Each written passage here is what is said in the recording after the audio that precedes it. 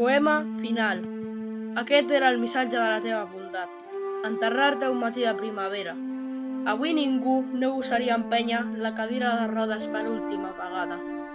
Res millor que la fresa de la nostra ciutat al teu voltant i, al davant, l'eternitat del mar. I quina ruda proa, Montjuïc, que va tan lluny com vulgui el pensament.